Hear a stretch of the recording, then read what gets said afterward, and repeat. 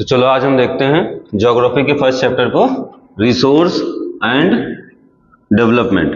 ठीक है, रिसोर्स का मतलब क्या होता है और डेवलपमेंट का मतलब क्या होता है। ठीक है, तो इस चैप्टर के बारे में हम रिसोर्स और डेवलपमेंट इन दोनों के बारे में स्टडी करने चल रहे हैं। तो सबसे पहले हम यहाँ पे देखते हैं रिसोर्स का इंट्रोडक्शन। ठीक है, रिसोर्स होता क्या है। ठीक है, तो रिसोर्स जो होता है ये हमारी चीज़ों को या हमारे वर्क को बहुत आसान बनाता है।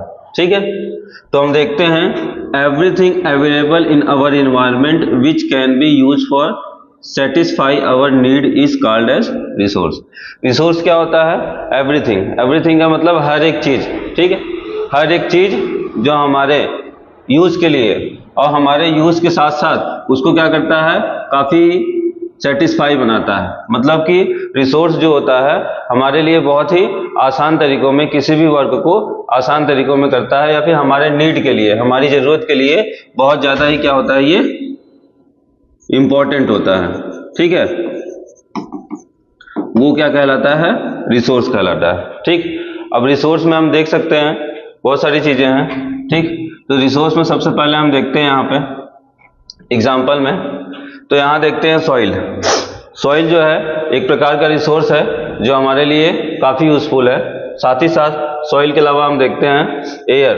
ठीक, एयर से हमें क्या मिलता है? ऑक्सीजन मिलता है जो हमारे लिए यूजफुल होता है। ठीक है, सॉइल से क्या होता है? तो सॉइल से जो होता है हम प्लांटेशन करते हैं। ठीक, प्लांटेशन के अलावा सॉइल से जो होता है हमें बहुत सारे मिनरल्स मिलते हैं। ठीक है, तो ये जो है एक रिसोर्स के लिए। अब एयर की बात करते हैं, तो एयर जो होता है, एयर से भी हमें क्या मिलता है? O2 मिलता है। प्योर ऑक्सीजन एयर से ही हम लेते हैं। ठीक है, तो ये ऑक्सीजन कहाँ से मिलता है? तो आप लोग जानते होंगे, साइंस में पढ़े होंगे। ठीक है, पेड़ पौधों से ही मिलता है, लेकिन वो डायरेक्ट पेड़ पौधों से मिल नहीं पाता है, वो एयर के माध्यम से ही हमारे बॉडी में जाता है। तो ये भी हमारे लिए इम्पोर्टेंट है। और सेकेंड थर्ड आता है वाटर। ठीक है, वाटर तो बेसिक नीड है हमारी। अगर हम एक टाइम दो टाइम खाना नहीं खाएंगे, लेकिन वाटर हमें जरूरी है। तो वाटर जो है ये जो कि मोस्ट इम्पोर्टेंट है, ये भी हमारे लिए एक रिसोर्स की तरह ही है। ठीक, और सनलाइट।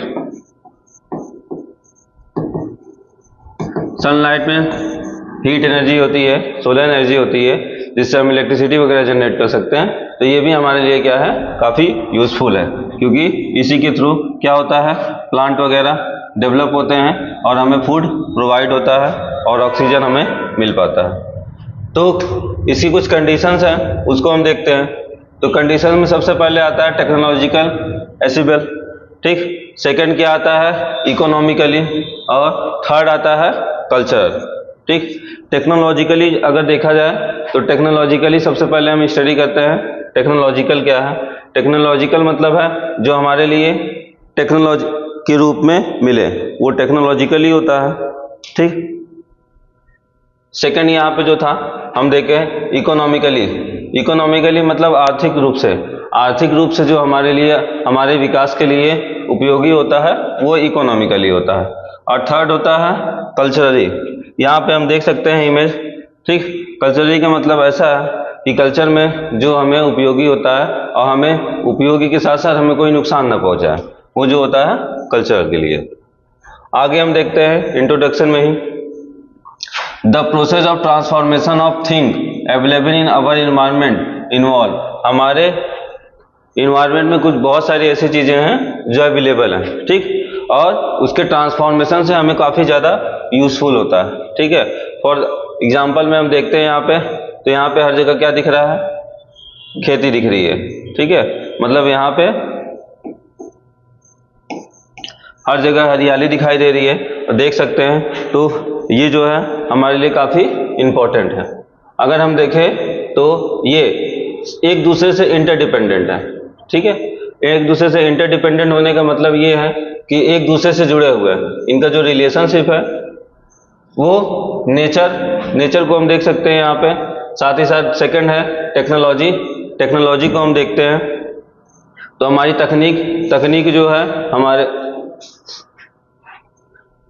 खेती को टेक्नोलॉजी जो है बहुत आसान बना देती है। और इंस्टीट्यूशन, ये तीनों चीज जो है आपस में इंटरकनेक्टेड है। इंटरडिपेंडेंट का मतलब इंटरकनेक्टेड, आपस में मिलके वर्क करते हैं, क्योंकि नेचर के थ्रू ही हमारी टेक्नोलॉजी डेवलप होगी, और टेक्नोलॉजी अगर डेवलप होती है तो इंस्टीट्यूट की वजह से। तो तीनों आपस में क्या है, एक दूसरे से किसी न किसी तरीके से कनेक्ट है। तो ह्यूमन बीइंग्स देखते हैं, human beings interact with nature through technology and create institution to accelerate their economic development. अगर हम ध्यान दें तो ह्यूमन बीइंग्स क्या है, इंटरेक्ट होते हैं किससे, नेचर से, नेचर से जुड़े हुए होते हैं। क्यों, ताकि क्या हो सके, देखो टेक्नोलॉजी एंड क्रिएट इंस्टीट्यूशन, जितने ज़्यादा से ज़्यादा इंस्टीट्यूशन होंगे, और इंस्टीट्यूशन ही क्या करेगी, हमारी टेक्नोलॉजी को क्या करती है, क्रिएट करती है। तो टेक्नोलॉजी को क्रिएट करने के लिए इंस्टीट्यूशन इंपॉर्टेंट है, और इंस्टीट्यूशन ही जो होता है वो क्या करती है, एक्सेलरेट करती है हमारे इकोनॉमिकल डेवलपमेंट को, मतलब हमारी आर्थिक व्यवस्था को बढ़ाना। ये किसका काम होता है, इंस्टीट्यूशन का, क्योंकि इंस्टीट्यूशन की वजह से नए नए टेक्नोलॉजी आएगी, और वो टेक्नोलॉजी जो है आगे चल के हमारे इकोनॉमिक डेवलपमेंट में काफ़ी हेल्प करती है। ठीक है, तो यहाँ से हमने इतना देख लिया। तो रिसोर्स जो है ये कुछ ह्यूमन एक्टिविटी के फंक्शंस में भी आते हैं। फॉर एग्जांपल में हम देखते हैं कि जैसे हमें रॉ मटेरियल मिलता है, जो भी है रॉ मटेरियल जो है पहले हमें ओर के रूप में मिलता है, अब इसे जो है ट्रांसफॉर्म किया जाता है, या फिर उसको और प्योरीफाई किया जाता है, और आयरन के रूप में यूज किया जाता है। तो ये भी हमारे लिए क्या है, यूजेबल है। अगर ये यूजेबल है तो ये भी हमारे लिए एक टाइप का क्या हो गया, रिसोर्स हो गया। सेकेंड हम देखते हैं ह्यूमन बीइंग्स जो है ये खुद के लिए क्या है, एक रिसोर्स है। ठीक, ये अपने खुद के लिए क्या है, एक प्रकार के रिसोर्स है। और इसी के साथ अगर हम देखा जाए तो हम बहुत सारे मटेरियल जो हमारे इन्वायरमेंट में मौजूद हैं उन सबको क्या करते हैं, अपने यूज के लिए लेते हैं। तो यहाँ पे हम रबड़ देख सकते हैं, ठीक है, ये रबड़ ट्री है। अब यहाँ से क्या किया जाता है, रबड़ को कलेक्ट किया जाता है। ठीक है, तो रबड़ ट्री से जो है रबड़ निकालने का ये प्रोसेस है, आप लोग देख सकते हैं। इसमें आसानी से बताया गया है कि रबड़ को कैसे निकाला जाता है। ठीक, तो यहाँ देख सकते हैं ये रहा पौधा, अब यहाँ पे कट कर दिया गया है, इसमें से मिल्की टाइप का लिक्विड निकलता है जिसको कलेक्ट किया जाता है और रबड़ तैयार किया जाता है। ठीक है, तो ये भी हमारे लिए क्या है, एक प्रकार का इन्वायरमेंट है। और उस रबड़ से हम कुछ यहाँ पे एग्जांपल्स दिए गए हैं, टायर्स वगैरह हैं, स्लीपर्स वगैरह हैं, बैंडेज वगैरह हैं। ठीक है, तो ये सारी चीज़ों को हम क्या करते हैं, मेड करते हैं या प्रिपेयर करते हैं। ये सारी चीज़ों को प्रिपेयर करने के लिए हमारे लिए क्या ज़रूरी है, टेक्नोलॉजी, और ये नई नई टेक्नोलॉजी से ही डेवलप होते हैं। तो ये भी एक दूसरे से कनेक्टेड है। तो यहाँ पे हम देख सकते हैं व्हाट आर रिसोर्सेज, यहाँ पे इसकी डिफिनेशन दी गई है, और explain the interdependent between nature, technology and institution and resource. Resource के लिए हमारे लिए यहाँ पे नेचर, टेक्नोलॉजी और इंस्टीट्यूशन, ये तीनों आपस में एक दूसरे पर डिपेंड है। वो कैसे हैं उसके बारे में एक्सप्लेन किया गया है। आप लोग अभी अभी इसी को पढ़े थे, आप लोग इसका स्क्रीनशॉट ले सकते हैं।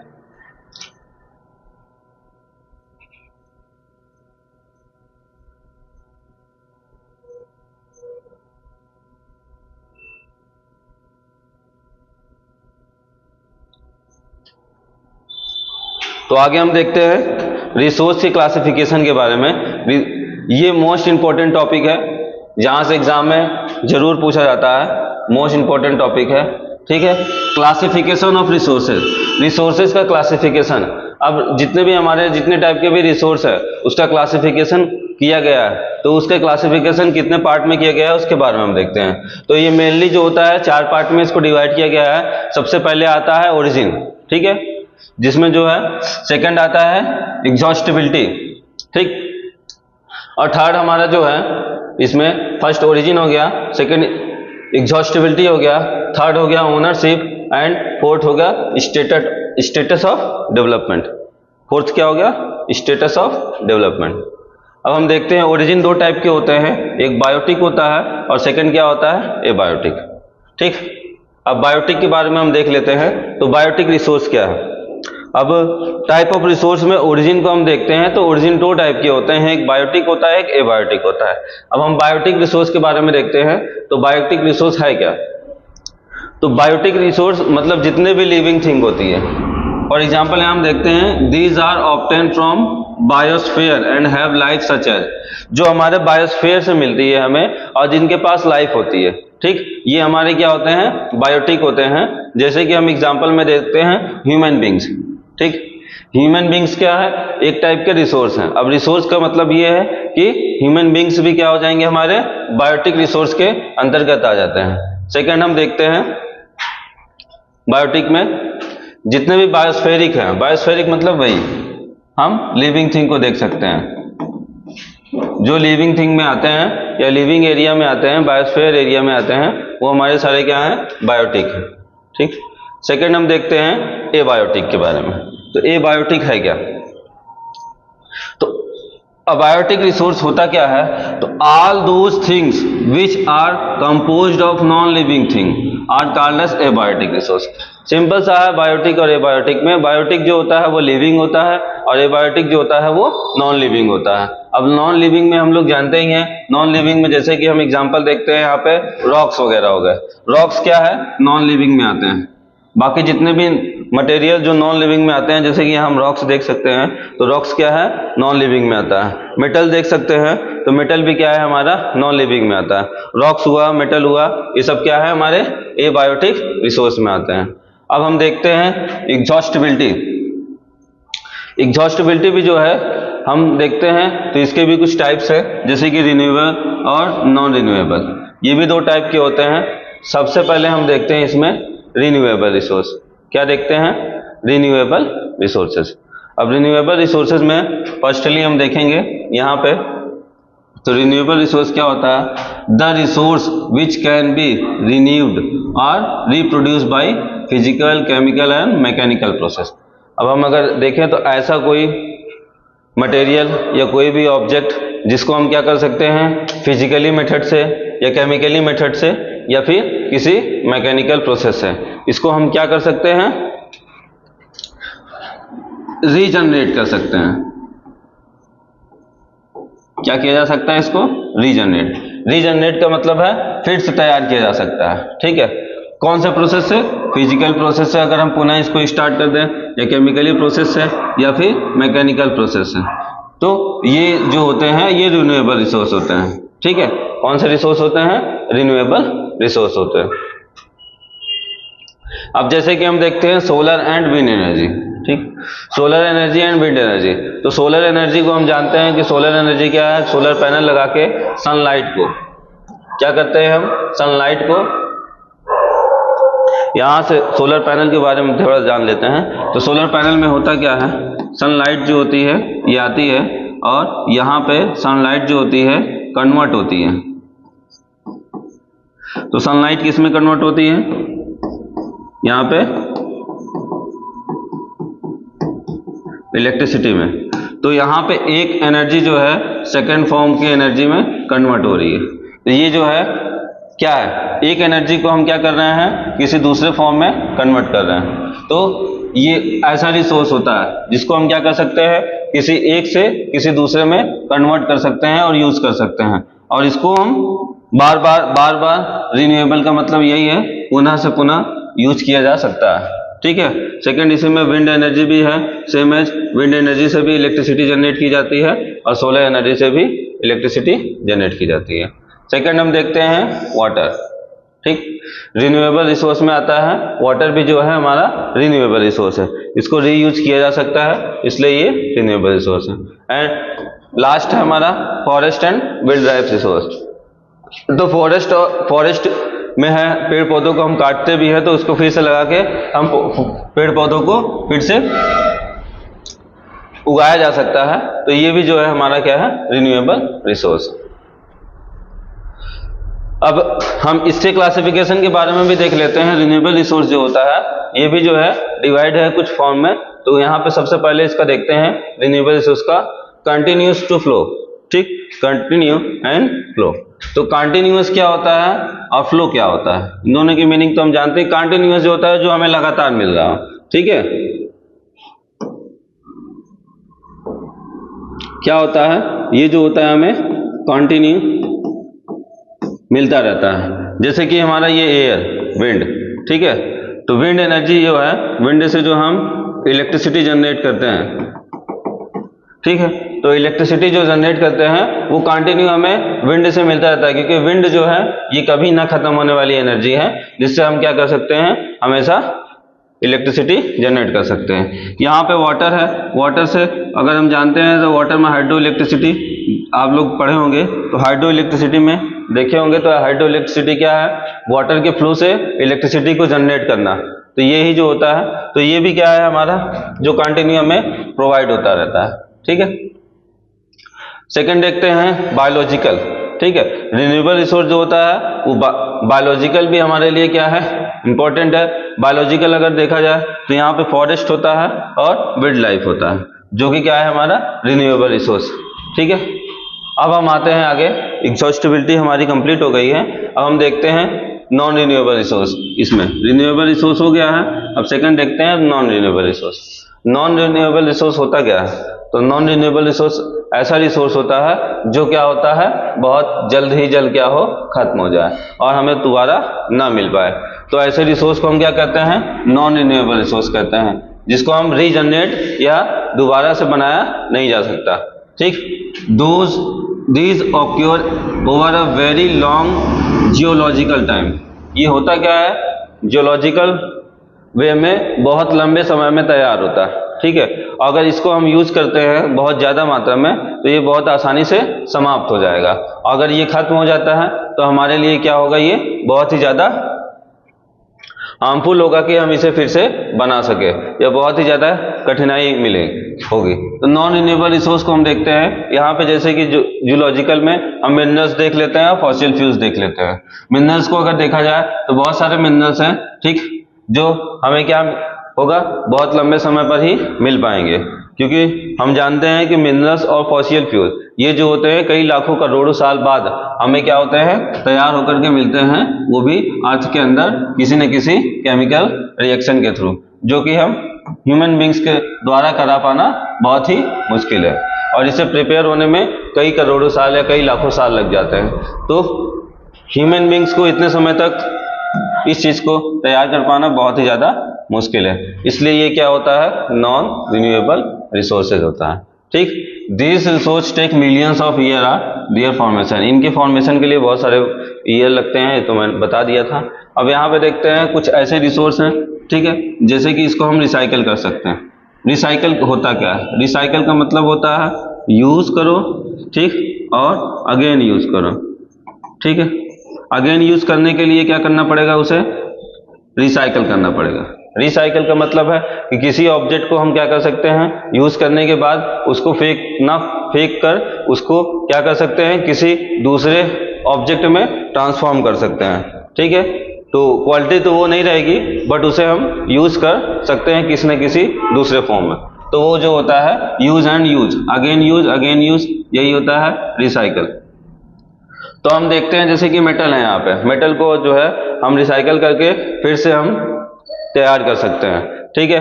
प्लास्टिक वगैरह होता है, इन सबको भी हम क्या कर सकते हैं, फिर से तैयार कर सकते हैं, ठीक। तो प्लास्टिक वगैरह देख सकते हैं हम लोग, तो बहुत हार्ड प्लास्टिक जो होती है उसको भी लोग परचेज कर लेते हैं, ताकि क्या कर सके, लो क्वालिटी के कुछ न कुछ ऑब्जेक्ट को उससे बना सके। तो ये जो होता है कुछ ऐसी चीजें हैं जो रिन्यूएबल है, ठीक है। आगे हम देखते हैं कुछ ऐसे fossil fuel can not be recycle. कुछ ऐसे फॉसिल फ्यूल हैं जो हम रिसाइकल नहीं कर सकते, ठीक, और ये क्या होंगे, लंबे समय पर अगर इसका हम यूज करते हैं तो ये क्या हो जाएंगे, खत्म हो सकते हैं, ठीक है। तो इनका अगर हम प्रॉपर यूज करते हैं तो ये हमें लंबे समय तक मिल सकते हैं। फॉर एग्जांपल के लिए कोल वगैरह हो गया, माइनिंग से निकलता है, ये सारी चीजें जो होती हैं, ठीक, पेट्रोल हो गया, डीजल हो गया, तो ये सारी चीजें जो होती हैं हमें बहुत लंबे समय बाद मिलती है, और इसे हम पुनः तैयार नहीं कर सकते। ये सारी क्या है, नॉन रिन्यूएबल रिसोर्सेज है। अब इसमें हम देखते हैं ओनरशिप। थर्ड आता है हमारा ओनरशिप। ओनरशिप जो है ये भी फर्दर कुछ अलग अलग पार्ट्स में डिवाइड है। सबसे पहले हम देखते हैं इंडिविजुअल, सेकंड होता है कम्युनिटी, थर्ड होता है नेशनल एंड फोर्थ है इंटरनेशनल। ठीक है, इसको भी ओनरशिप को 4 पार्ट में डिवाइड किया गया है। तो सबसे पहले हम डिस्कस करने चल रहे हैं इसमें इंडिविजुअल। ठीक, जो सेल्फ के लिए होता है या स्वयं के लिए हम कह सकते हैं प्राइवेटली। तो ओनरशिप में सबसे पहले आता है इंडिविजुअल रिसोर्स। इंडिविजुअल रिसोर्स में हम देख सकते हैं पीछे एक बड़ा सा बंगला, ठीक, या घर कह सकते हो। तो ये जो बड़ा सा हाउस है, ठीक है, ये क्या है, किसी प्राइवेट पर्सन का होगा। ठीक है, सेल्फ किसी एक न किसी एक पर्सन का होगा। यहाँ पे कई सारी पब्लिक तो रहती नहीं होगी, ये पूरा शहर रहता हो। यहाँ पे क्या होगा, they our own privately by individual, किसी एक का, और ये प्राइवेटली होम है। ठीक, तो इसी के साथ साथ दूसरा एग्जांपल हम देख सकते हैं। इंडिविजुअल का मतलब होता है स्वयं से, सेल्फ से, जो खुद के लिए हो। सेकंड हम देखते हैं बहुत सारे फार्मर जिनकी खुद की जमीन होती है, which is allotted to them the government against the payment of revenue, जो क्या करते हैं, गवर्नमेंट को इसका रिवेन्यू देते हैं और इसको यूज करते हैं। ये इनकी खुद की जमीन होती है। आगे हम देखते हैं विलेज में बहुत सारे पीपल हैं जो जिनकी क्या है, लैंड, खुद की लैंड होती है। They are many who are landless, और कुछ जो होते हैं लैंडलेस होते हैं। ठीक, तो ये भी क्या है, हमारा इंडिविजुअल रिसोर्सेज में आता है। और अगर हम आगे देखें यहाँ पे सम अदर एग्जाम्पल इंडिविजुअल के लिए, इसी प्रकार अगर हम देखें तो urban people own plot, house and other property.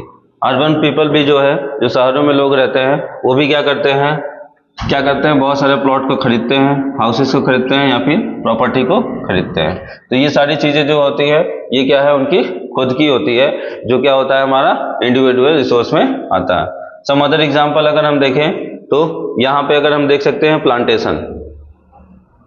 ठीक, एग्जाम्पल में हम देख सकते हैं प्लांटेशन। सेकंड हम देख सकते हैं पैस्टल लैंड।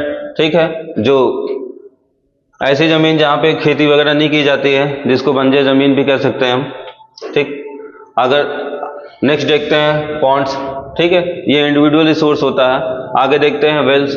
ठीक, तो ये सारी चीजें जो थी हमारे इंडिविजुअल में आती है। अगर सेकंड हम देखते हैं कम्युनिटी, तो कम्युनिटी के बारे में हम देखते हैं, आगे चलते हैं। तो कम्युनिटी का मतलब होता है कम्युनिटी ओन रिसोर्स। अब कम्युनिटी में अगर हम देखें तो they are resource which are accessible to all the member of the community.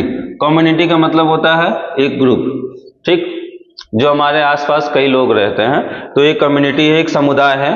अगर हिंदी में कहे तो समुदाय कहा जाता है। तो एक समुदाय जो इसको यूज करता है। फॉर एग्जाम्पल के लिए हम यहाँ देख सकते हैं, तो ये मे बी चर्च है शायद। ठीक है, तो जैसे चर्च वगैरह हो गया, मंदिर वगैरह हो गई। ठीक, एक फिक्स कम्युनिटी क्या करती है, इसका यूज करती है। ठीक है, तो ये जो होता है हमारा कम्युनिटी रिसोर्स होता है। अब कम्युनिटी में देखेंगे विलेज कॉमन्स में हम देखते हैं, तो यहाँ पे ग्रेजिंग ग्राउंड, जहाँ पे बहुत सारी घासें होती है, तो उसको सभी लोग यूज करते हैं। अब हम देखते हैं बॉरियल ग्राउंड्स। ठीक, यहाँ पे जो है शमशान घाट है। ठीक है, जो क्या होता है, किसी एक कम्युनिटी के लिए ही यूजेबल होता है। ठीक है, पॉन्ड वगैरह है, ये सब देख सकते हैं। अर्बन एरिया में अगर देखते हैं तो हम क्या देखते हैं, अर्बन एरिया में पब्लिक पार्क है।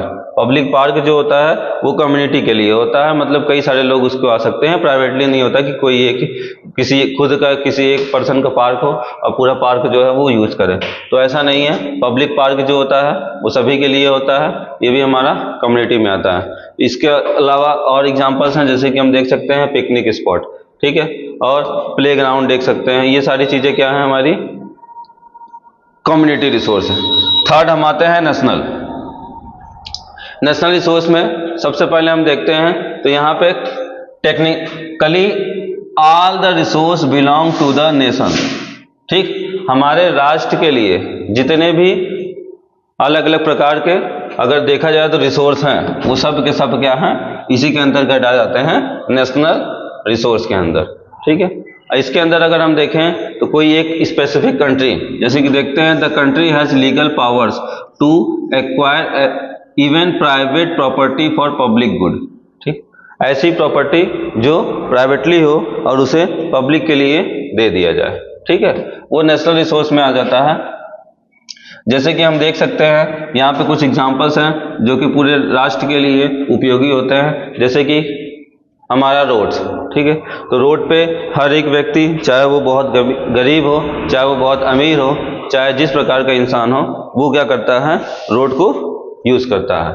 सेकंड हम देखते हैं कैनाल, ठीक है, कैनाल को भी हर एक फार्मर यूज कर सकता है, किसी एक पर्सन के लिए ये नहीं होता। आगे हम और देखें तो रेलवे हो गया, being constructed on fields own by some individual, ठीक है, रेलवे वगैरह हो गया, रोड वगैरह हो गया, कैनाल वगैरह हो गया, ये सारी चीजें जो होती है हम सभी के लिए यूज की जाती हैं। यहाँ पे रोड देख सकते हैं हम, कैनाल्स देख सकते हैं और रेलवे लाइन देख सकते हैं। तो अर्बन डेवलपमेंट में अगर देखें तो अर्बन डेवलपमेंट अथॉरिटी जो होती है ये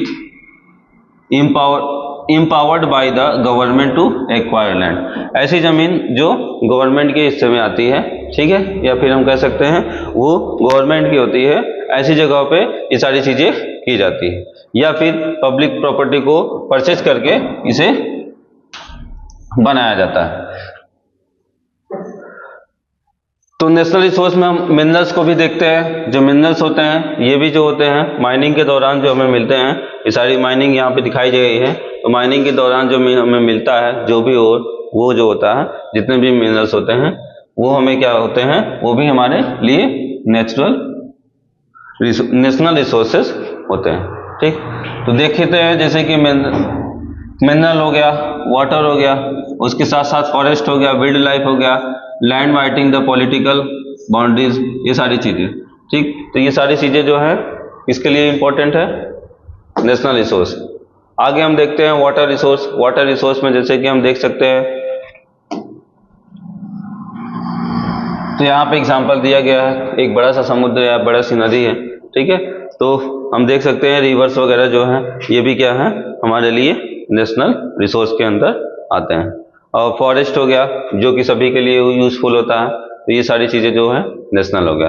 वाइल्ड लाइफ रिसोर्सेज, तो हम यहाँ पे देख सकते हैं बहुत सारे एग्जांपल है, ओशियन एरिया वगैरह हो गया, ठीक। ये सारी चीजें हैं। ओशियन एरिया में हम देख लेते हैं, ocean area up to 12 nautical miles, लगभग 90.2 किलोमीटर, ठीक, 19.2 किलोमीटर एरिया जो है from the coast term as territorial water and resource, they are in belong to the national, ठीक। तो हमारे एक राष्ट्र में जितना भी एरिया होता है, मतलब हर एक राष्ट्र के लिए अलग अलग सी एरिया जो है, हमारा ओशन एरिया डिवाइड है, तो अलग अलग लोगों के लिए, अलग अलग देश के लिए वो अलग अलग। अब हम देखते हैं इंटरनेशनल ओनरशिप का लास्ट है, तो इसमें हम देखेंगे तो इंटरनेशनल रिसोर्स आता है। अब इंटरनेशनल रिसोर्स जो है वो क्या है, उसके बारे में हम थोड़ा देख लेते हैं। तो इंटरनेशनल रिसोर्स क्या है, they are international institution which regulate some resource, कुछ ऐसे रिसोर्स जिसको क्या करती है, इंटरनेशनल इंस्टीट्यूट कवर करती है। फॉर एग्जाम्पल के लिए अगर हम देखते हैं तो WHO, ठीक, वर्ल्ड हेल्थ ऑर्गेनाइजेशन, ये क्या करती है, इंटरनेशनल होती है, जो क्या करती है, पूरे राष्ट्र को, या देख सकते हैं तो देश, कोई भी देश हो, ठीक है, चाहे वो अमेरिका हो, चाहे जापान हो, चाहे भूटान हो, ठीक है, चाहे हमारा इंडिया ही हो, तो सारे देश को क्या करती है, वो कंट्रोल करती है। तो वर्ल्ड हेल्थ ऑर्गेनाइजेशन जो होती है, सभी के हेल्थ के या फिर मेडिसिन के या अदर जो भी हेल्थ से रिलेटेड इश्यूज हैं उसको देखती है। तो उसके लिए जो है ऐसा इंस्टीट्यूशन जो क्या हो, इंटरनेशनल हो, ठीक है, वो क्या होता है, हमारा इंटरनेशनल रिसोर्स होता है।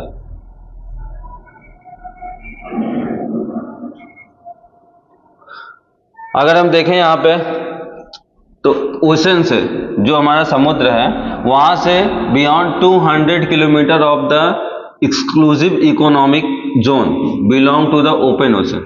ओपन ओशन में जो होता है कुछ ऐसे 200 किलोमीटर तक के एरियाज हैं जो हमारे इकोनॉमिकली उसके लिए, या इकोनॉमिकल जोन उसको घोषित किया गया है, वो हमारे लिए यूजफुल होते हैं, जहां लोग पिकनिक के लिए या फिर अदर वर्क के लिए या रिसोर्ट वगैरह बनाते हैं, वहां रहते हैं, घूमने जाते हैं, ठीक है।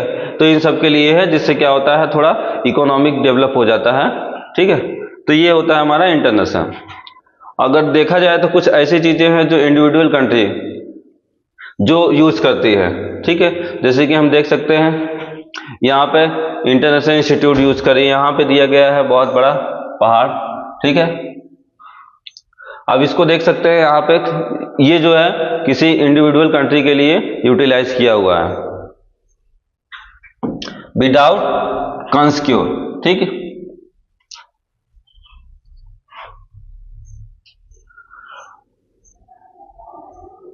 अब हम ओनरशिप को कंप्लीट कर चुके हैं। लास्ट देखते हैं हम स्टेटस ऑफ डेवलपमेंट। डेवलपमेंट का जो स्टेटस है वो कैसा होता है। तो अगर हम देखें तो सबसे पहले इसमें देखते हैं पोटेंशियल है, सेकंड है डेवलप्ड, थर्ड है स्टॉक और फोर्थ है रिजर्व्स। तो सबसे पहले हम पोटेंशियल देखते हैं। यहाँ पे पोटेंशियल होता क्या है। पोटेंशियल रिसोर्स ऐसा रिसोर्स है जो किसी रीजन, ठीक, अब देखते हैं resource which are found in a region, किसी एक रीजन में या किसी एक स्पेसिफिक एरिया में पाया जाता है, तो ऐसा रिसोर्स जो होता है वो पोटेंशियल होता है। But have not been utilise, जिसको हम यूज नहीं कर सकते, ठीक, या अपने उपयोग के लिए बहुत ज्यादा यूटिलाइज नहीं कर सकते हैं, वो क्या होता है हमारा पोटेंशियल रिसोर्स होता है। फॉर एग्जाम्पल ये देखते हैं तो western part of the India, particularly Rajasthan and Gujarat, ठीक, राजस्थान और Gujarat have enormous potential for the development of wind and solar energy. तो अगर हम देखें तो ये जो हमारा राजस्थान है, हम जानते हैं कि राजस्थान में क्या है, केवल रेत है और वहाँ पे केवल धूप ही धूप होती है, अत्यधिक मात्रा में धूप होती है। तो यहाँ पे अगर हम सोलर प्लांट का यूज करते हैं तो ये हमारे लिए क्या हो जाएगा, एक रिसोर्स की तरह वर्क करेगा, ठीक। तो यहाँ पे राजस्थान और गुजरात ऐसा कुछ एग्जाम्पल दिया गया है जो हमारे डेवलपमेंट के लिए है, wind and solar energy, wind energy के लिए और सोलर एनर्जी के लिए। ये हमारा राजस्थान है और गुजरात।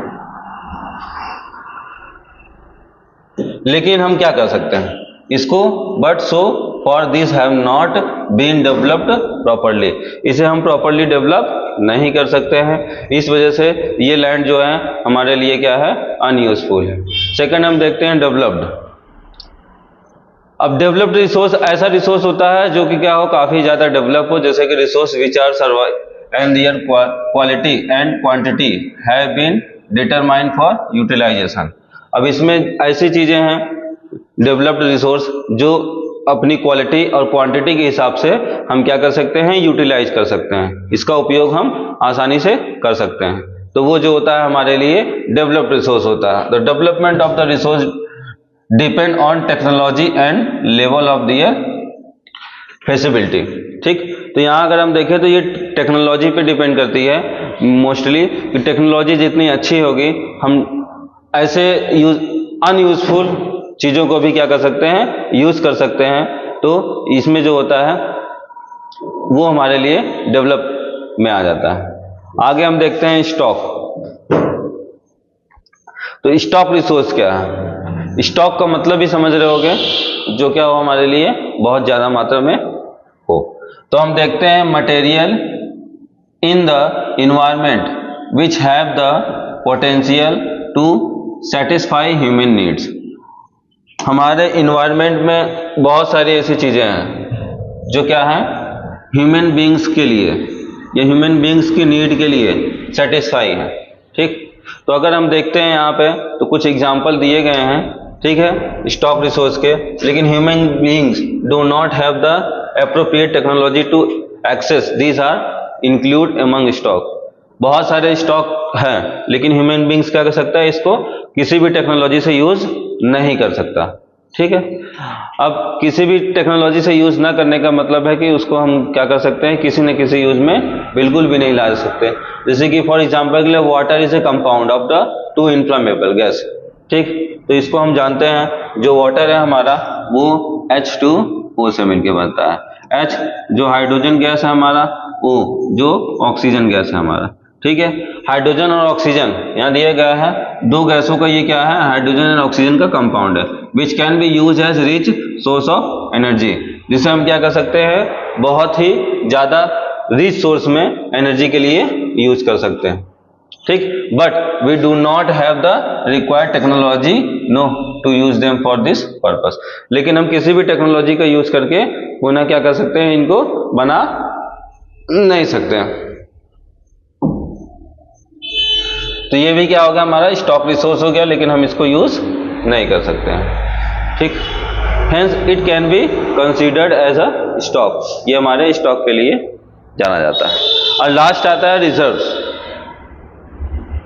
तो रिजर्व्स में हम देखते हैं, reserve are subset of the stock, ये क्या है, कई सारे स्टॉक का सबसेट है, ठीक, विच can B put into use with the help of existing technical know-how but their use has not been started।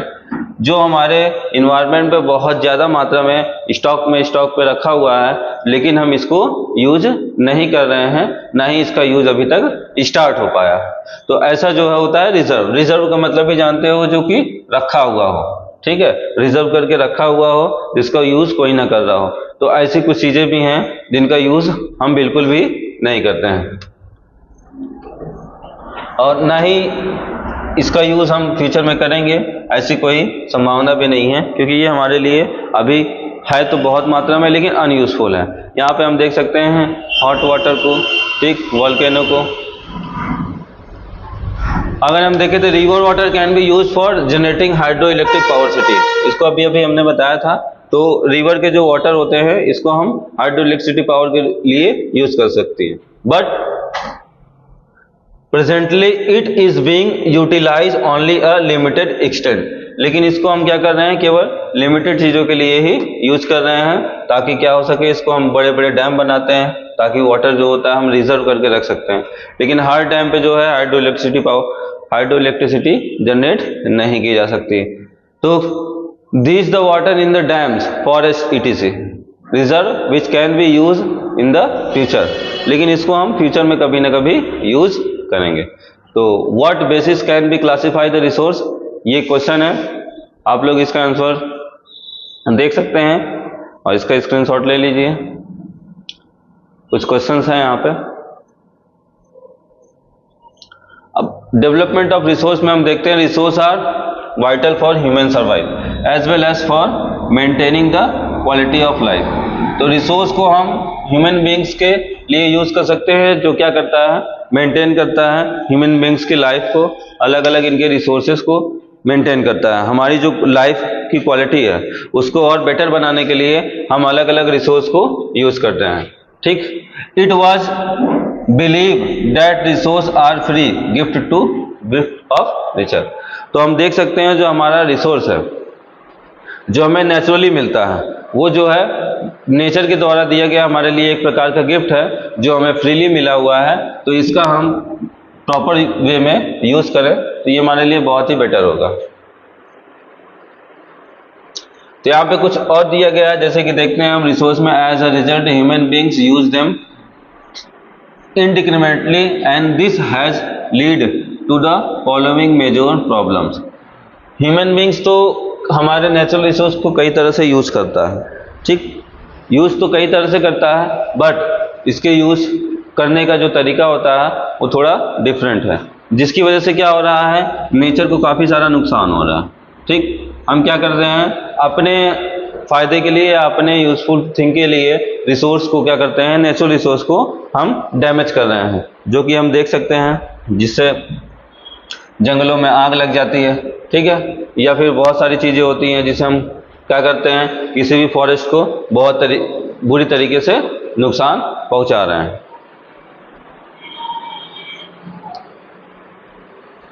कुछ ऐसे रिसोर्स यहाँ पे हम देख सकते हैं, accumulation of resource in few hands which in turn divided the society into two segment, have and not, are rich and. अब हम देखते हैं तो सोसाइटी को दो रूप में यहाँ पे बांटा गया है। अगर यहाँ हम देख सकते हैं तो यहाँ पे पुअर, ठीक है, और अगर हम यहाँ देखते हैं तो ये हमारा रिच समझ में आता है, ठीक। तो डेवलपमेंट को इस तरह से हमने डिवाइड कर दिया है, हमारे रिसोर्स को इस तरह से डिवाइड किया है कि पुअर और रिच में ये कन्वर्ट हो चुका है। ठीक है, तो अगर हम देखते हैं तो कुछ ऐसी रिसोर्सेज है जो पुअर के लिए और रिच के लिए ऐसे डिवाइड किया गया है, तो इन सब के बारे में हम आगे देखेंगे। यहाँ पे कुछ ग्लोबल इकोलॉजिकली एग्जांपल्स दिए गए हैं, जैसे कि इन्वायरमेंटल पॉल्यूशन, ठीक है, लैंड डिग्रेडेशन, यहाँ पे सूखा पड़ चुका है, तो ये सारी चीज़ें हैं। अब देखते हैं तो यहाँ पे दो चीज़ों को बताया गया है, अगर इसको समझ सको तो यहाँ पे दो चीज़ें हैं। ठीक है, यहाँ पे वाटर के लिए किस तरह से ये बच्चा परेशान है और यहाँ पे वाटर का किस तरह से मिस यूज हो रहा है। ठीक, तो पुअर एंड रिच का डिफरेंट जो है यहाँ पे दिया गया है, जो कि बहुत आसान ही पिक्चर्स में समझ में आ जा रहा है।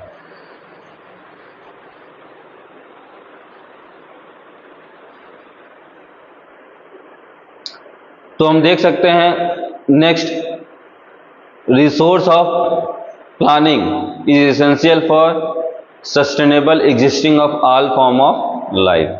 अगर हम देखें, अगर हम रिसोर्स को बहुत ज़्यादा तरीके से, ये रिसोर्स को हम यहाँ पर यूज़ कर रहे हैं, तो हम देख सकते हैं कि हम जो नेचर है उसको बहुत बड़ा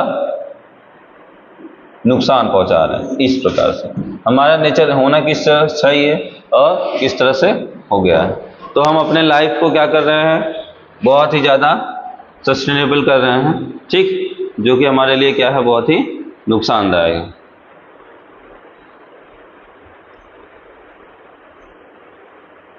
अब इसका नेक्स्ट टॉपिक है सस्टेनेबल डेवलपमेंट, जिसको हम नेक्स्ट लेक्चर में डिस्कस करेंगे, सस्टेनेबल डेवलपमेंट के बारे में।